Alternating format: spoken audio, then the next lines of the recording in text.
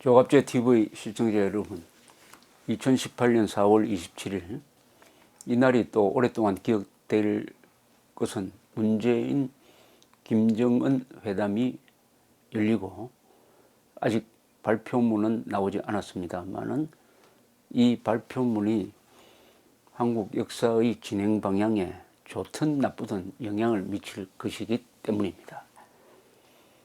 우리가 통일을 향해서 가는 마당에 여러 가지 곡절을 겪고 있습니다. 전쟁도 일어났고 북한은 핵무장을 끝냈고 한국 안에는 그런 북한을 숭배하는 자들이 있고 그 중에 일부는 정권 안에 들어와 있다 하는 의혹이 계속 제기되고 있는 이런 상황입니다. 그리해서 한국이 과연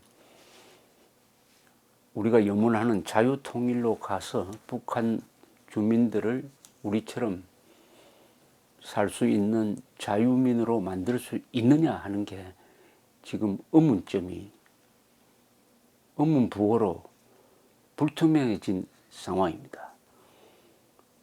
몇 년 전만 해도 가만히 있으면 저절로 북한은 무너지고 자유통일될 것이다 하는 낙관론이 우세했습니다. 그러나 지금 시점에 서 있으면 한국의 미래는 결정이 되지 않았습니다. 지금처럼 분단 고착이 오래가면은 남북 간 상호 간의 이 대결로 해가지고 대한민국은 이 이상 발전하지 못하게 될 것입니다. 그리고 적화 통일되면은 한국은 조선조 수준으로 돌아갈 것입니다. 야만으로 돌아갈 것입니다. 문명이 파괴될 것입니다. 평균 수명이 지금 세계에서 10등 안에 들어간 나라인데 북한은 100등입니다. 북한에 태어난 게 죄가 돼가지고 12년씩 덜 사는 그런 체제로 돌아가게 될 것입니다. 최선의 선택은 자유통일을 해야 됩니다. 자유통일을 어떻게 할 것이냐 하는 것은 사례가 있습니다. 한국 역사에서의 가장 성공적인 통일은 신라의 삼국 통일입니다.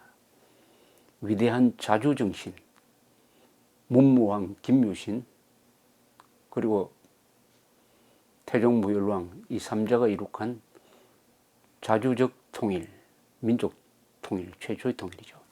그리고 외교력과 군사력과 정신력이 결합된 신라의 삼국 통일을 연구하면 남북 통일의 길이 보입니다. 외국 사례로는 가장 가까운 시기에 일어난 독일 통일이 있습니다. 독일 통일. 독일 통일과 신라의 삼국 통일을 연구를 하면 우리가 어느 쪽으로 가야 될지 길이 훤하게 보입니다. 문제는 한국에서 두 교과서가 있는데도 공부를 안 하는 것은 오히려 낫고 공부를 거꾸로 해가지고 교훈을 엉터리로 도출하는 수가 있다는 게 참 개탄스럽습니다. 신라의 삼국 통일을 가지고 외세를 끌어들인 민족 반역의 통일이라고 하는 자들이 있습니다. 그게 바로 북한 노동당 정권입니다. 신라의 삼국 통일 그 연장선상에서 대한민국이 수립되었다는 것을 아는 그들은 대한민국을 정신적으로 무너뜨리기 위해서 신라의 삼국 통일을 부정합니다. 그때는 민족이란 개념이 없던 시절이었습니다. 민족이란 개념이 없던 시절에 민족이란 잣대를 들이대가지고 신라의 삼국 통일을 부정합니다. 외세를 끌어들였다고 하지만은 당시에는 외세란 개념 자체가 없었습니다. 신라는 당나라의 도움을 받아서 백제 고구려를 멸망시켰지만은 마지막으로는 당나라와 결전을 해서 당나라를 쫓아내 버렸습니다. 그런 점은 무시하고 당나라와 손잡은 것만 부각시키는 것입니다. 이 서독이 동독을 흡수 통일한 교훈도 제대로 배우지 않습니다. 오히려 1990년대에는 서독이 동독을 흡수 통일한 것은 실패다. 서독이 경제 위기를 맞고 있다. 이렇게 독일 사람들은 환영하는데 한국의 좌파들은 독일 사람도 말하지 않는 통일 실패론을 들고 나와가지고 흡수 통일은 안 된다 하는 말을 유행시켰습니다. 완전히 교훈을 거꾸로 한 셈이죠. 또 아는 척 하는 사람들도 요사이는 브란트의 동방정책이 김대중의 햇볕 정책과 함께 비슷한 건데 그게 통일의 계기가 되었다. 통일의 공은 브란트에 돌려야 한다. 또 이렇게 아는 척 하는 사람도 있습니다.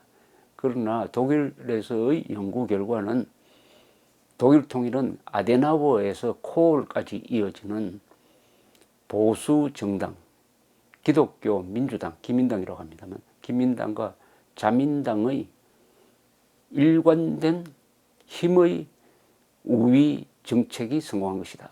자석 이론이라고 합니다. 자석이 힘이 세니까 약한 것을 끌어들인다. 힘센 서독이 동독을 끌어들여서 흡수 통일한 것이다. 공을 아데나우어와 코올에 넘기는 것이 이미 정설로 되고 있습니다. 서독이 동독을 통일하는 과정에서 우리가 배워야 할 점이 한두 가지가 아닌데 서독이 한국 좌파들은 서독이 동독에 지원한 것만 이야기를 합니다. 그러나 서독은 동독을 지원하되 한 번도 공짜로 지원한 적이 없습니다. 우리식으로 북한에 퍼주기 한 적이 없습니다. 반드시 대가를 받았습니다. 정치범들을 데려온다든지 아니면은 긴장 완화를 한다든지 아니면은 정보가 동독으로 유입될 수 있는 틈을 벌린다든지 이런 식으로 해서 동과 맞바꾸었던 것입니다. 결론적으로 이야기하면은 서독은 동독이 무너지는 방향으로만 지원을 했습니다. 이게 중요합니다.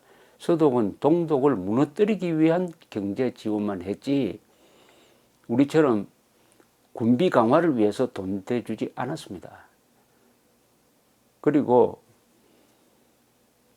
동독을 국가로 인정하지 않았습니다. 이게 또 한국에 미치는 영향이 큽니다. 시사점이 큽니다.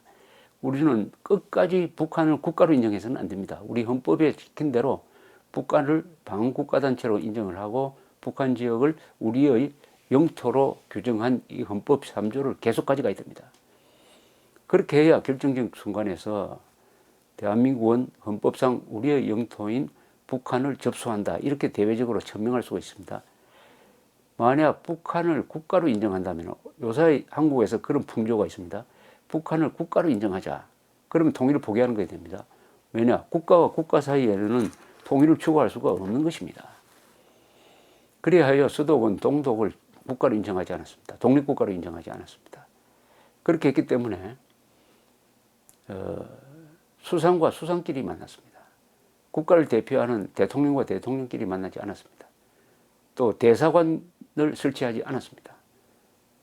또 동독을 상대하는 이 정부기구를 외교부 밑에 두지 않았습니다. 오히려 총리실 직속으로 두었습니다. 일종의 국내 문제로 취급을 한 것입니다. 그 다음에 동독이 흔들릴 때 동독이 1989년에 민주화 시위가 일어나서 통일의 기운이 오를 때 그리고 11월 9일 이 동독이 베를린 장벽의 통제를 포기하고 마음대로 서베를린, 동베를린을 오고 가도록 하는 이런 발표를 해가지고 통일의 기운이 한껏 올랐을 때 당시에 코올 수상은 아주 중요한 정책 선언을 합니다. 지금 공산당 정권과는 통일을 논의할 수가 없다. 왜냐? 공산당 정권은 민주적 정권이 아니다. 동독 주민들의 의사를 대표하는 공정한 선거로 해서 선출된 정부하고만 이야기를 하겠다. 이렇게 했던 것입니다. 똑같이 우리가 북한에 대할 필요가 있습니다. 북한과 긴장 완화를 이야기할 수는 있습니다. 북한과 핵 폐기 협상은 할 수가 있습니다. 그러나 지금의 김정은 정권을 상대로 통일을 이야기하면 안 됩니다. 왜 통일을 이야기하면 안 되느냐 하면은 통일은 양쪽 체제가 같아져야 됩니다. 우리가 공산주의가 되든지 북한이 자유민주주의 체제가 된 다음에 통일이 가능한 것인데 체제가 다른데 어떻게 통일을 이야기합니까? 또 통일을 이야기할 상대가 안 됩니다. 상대는 독재자 아닙니까? 독재자는 자기만 대표합니다. 자기만 대표하는 자와 어떻게 한민족 전체의 문제인 통일을 이야기할 수가 있습니까? 통일을 이야기할 때는 우리는 북한한테 냉정하게 이야기해야 합니다. 북한이 체제를 바꿔가지고 진정한 민주정권이 되면은 그 이후에 통일을 논의하겠다.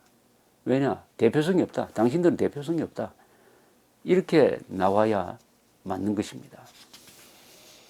또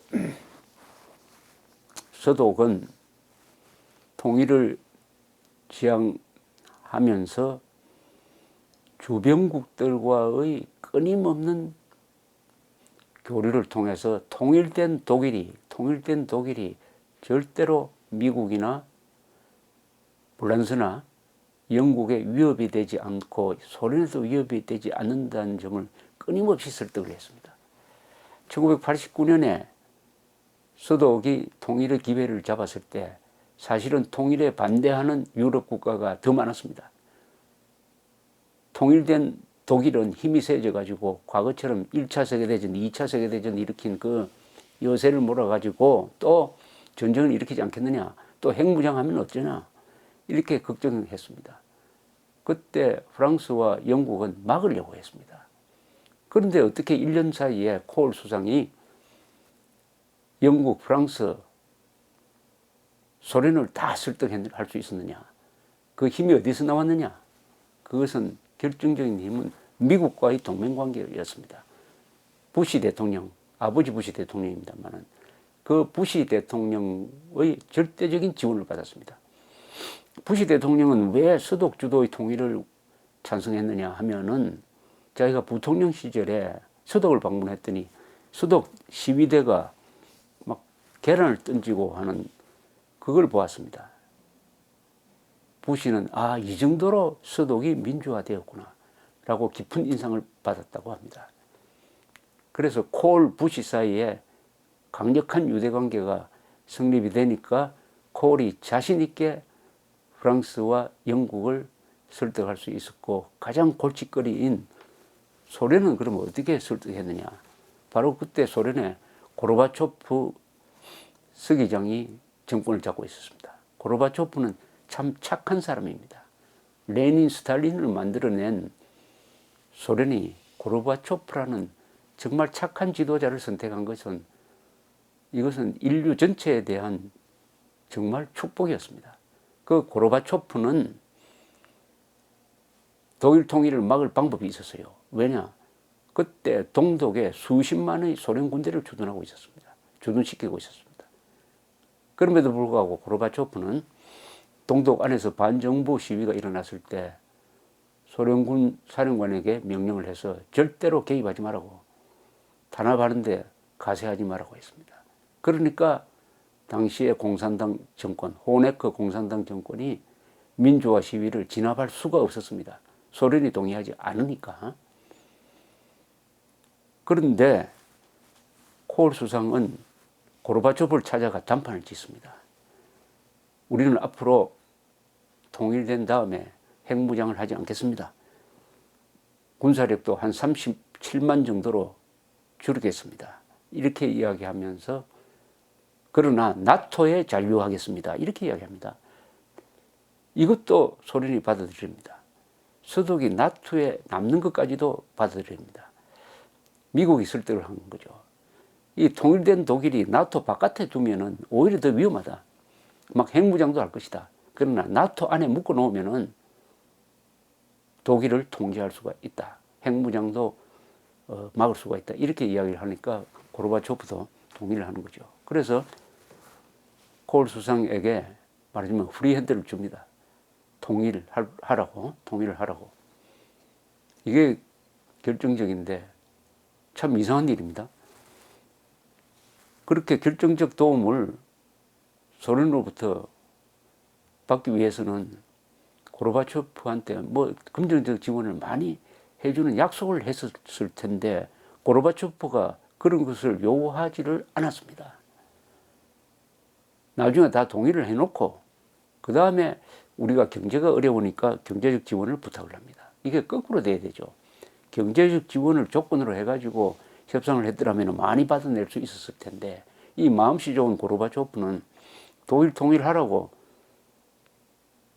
백지 수표를 그냥 끊어줘 놓고 그 다음에 사실은 우리가 어려운데 경제 지원 해줬으면 좋겠다 이렇게 나옵니다. 고르바초프는 너무나 마음이 좋은 사람이라서 독일 통일을 방해하는 걸 가지고 미끼로 삼을 생각이 없었다고 합니다. 그런 사람이 그 자리에 있었습니다. 그 덕분에 한국도 1990년에 소련과 일찍 수교할 수가 있었습니다. 노태우 정부 시절이었습니다. 이렇게 해서 독일 통일은 1989년 11월에 베를린 장벽이 무너지고 그 1년 뒤에 독일 통일이 이루어졌습니다. 피 한 방울 흘리지 않고 사람 한 사람 죽지 않았습니다. 통일 과정에서는 보통 전쟁을 하는 게 보통입니다. 그런데 어떻게 1년 만에 외교를 통해서 피 한 방울 흘리지 않고 세계에서 가장 골칫덩어리 하나가 동서독 분단이었는데 그게 통일되었습니다. 여기서 우리가 배워야 할 거예요. 수도 없이 많은 겁니다. 그런데 독일 통일은 실패작이라는 게 한국 좌파의 어처구니 없는 교훈이었습니다.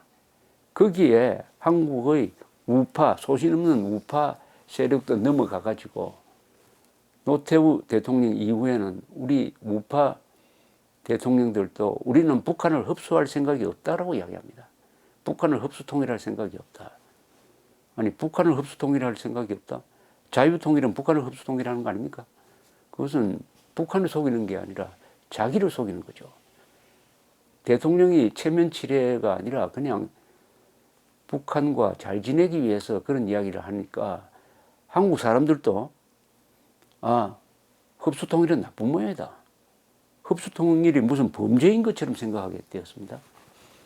이렇게 함으로써 한국의 우파 세력, 자유민주 세력이 꼭 가졌어야 할 자유통일의 의지가 약화되고 말았습니다. 동시에 자주국방의 의지도 약해졌습니다.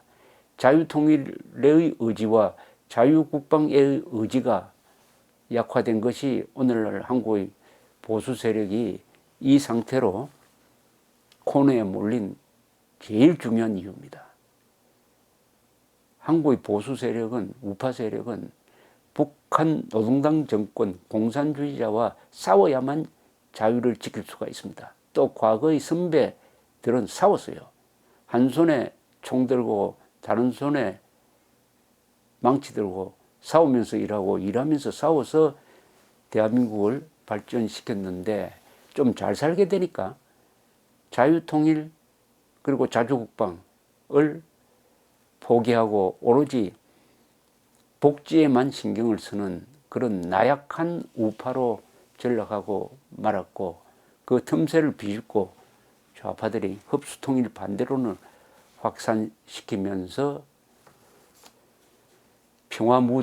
가짜 평화 무드를 이렇게 전염시켜서 무슨 일만 일어나면 그렇다면 전쟁하자는 이야기냐, 전쟁이냐 평화냐 이런 소리를 해가면서 북한을 도와주고 대한민국에서 좌파가 접근하는 길을 열고 말았습니다. 이것은 우파의 책임입니다. 동독, 서독 통합, 즉 독일의 통일을 제대로 연구하지 않은 그 대가를 지금 한국의 우파가 치르고 있습니다. 그러나 언젠가는 이것 해보고 저것 해보고 막히면은 다시